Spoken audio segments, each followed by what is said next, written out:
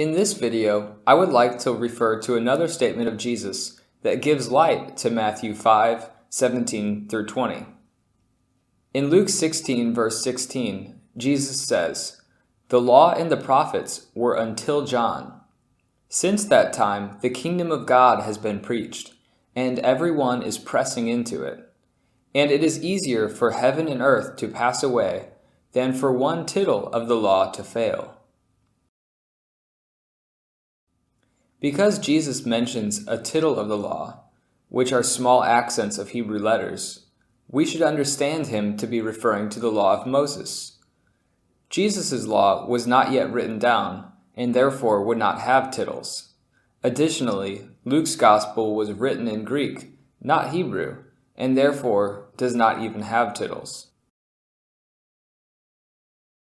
So if Jesus has essentially said that the law of Moses will not fail, how do we harmonize this with jots and tittles being allowed to pass away from the law when all things are accomplished? Especially since Jesus had also just said that the law and the prophets had their end with John the Baptist. To answer this, it is important to distinguish the difference between the letter of the law passing away and the law not failing.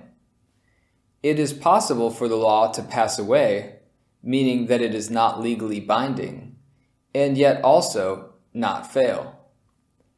The next verse in Luke 16 helps to convey this.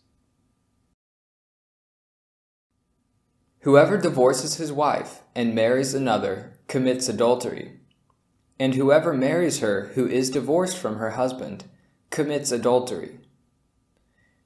This law is distinctive to the kingdom of God and does not match the command given by Moses. In Matthew 5:31 through 32 and Matthew 19:1 through 12, Jesus overrules Moses' command given in Deuteronomy 24. In Matthew 5:31, Jesus says, "Furthermore, it has been said, 'Whoever divorces his wife, let him give her a certificate of divorce.' But I say to you that whoever divorces his wife for any reason except sexual immorality causes her to commit adultery, and whoever marries a woman who is divorced commits adultery." In Matthew 19, verse 8 and 9, Jesus says, "Moses, because of the hardness of your hearts, permitted you to divorce your wives. But from the beginning it was not so.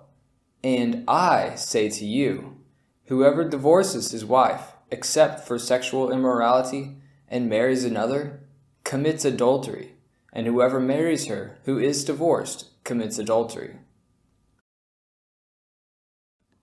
Under the new law, Jesus forbids divorce and points back to God's original intent for marriage, where two become one flesh and should not be separated.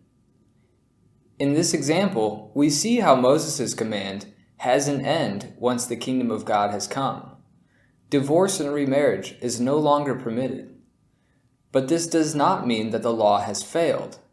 Rather, the law is being fulfilled, because God's original intent for marriage will be carried out in those who press into the kingdom of God.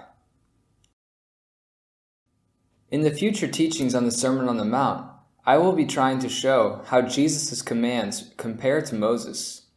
Going through the specific commandments will help to show how Jesus truly does fill up what was lacking under the law of Moses. But before that, I believe it is important to understand that a new law was prophesied in the Old Testament. After all, Jesus did come to fulfill what was written in the prophets. These prophecies validate Jesus' authority to come and give new law and ease the accusations of many people who say that Jesus wouldn't change the law of Moses. We will take a look at a few of these prophecies in the next video. Thanks for watching.